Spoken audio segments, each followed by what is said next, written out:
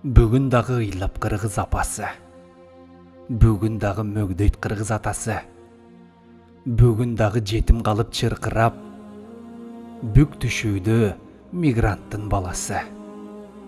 Қалды сынып өмірдегі кемесі, калат эсте маркумдардын элеси, кеткен жолго турмуш жүгүн артынып, келет өлүү мигранттын денеси.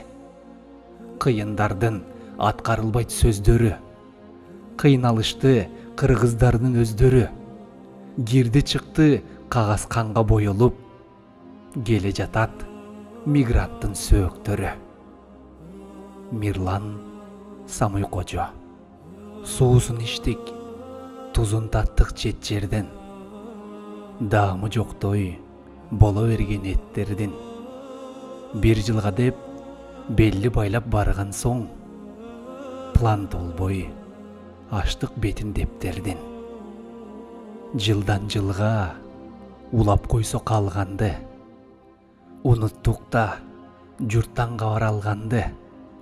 Жерибизге жетпей чектеш турса да, адат кылдык артка кайтып барганды. Өх деп күйүт жалыны жок жүрөктөр, ары биринде бар болчу деп тилектер. Кайран өмүр, кайран жаштар бирок унутулат, уйку бербес өтсө ушул мүнөттөр. Күнөөлөйбүз жек көрүнгөн жандарды, күбө болуп бийликтеги хандарды, айымнеге атаандашып үй салып, окутпайбыз бойго жеткен балдарды.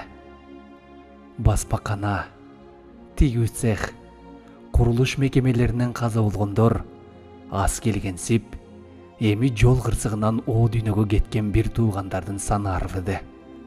Мүмкүн болгон сайын болсун дей бербей, шүгүр кылып мекенге кайтышыбыз керектир. Айла кеткенден айтылган сөз да, аттиң атасы апасын, апасы баласын, бирөө барчылыкты, бирөө жокчулукту, күнөөлөсө да кеткендер кайтып келбейт эми.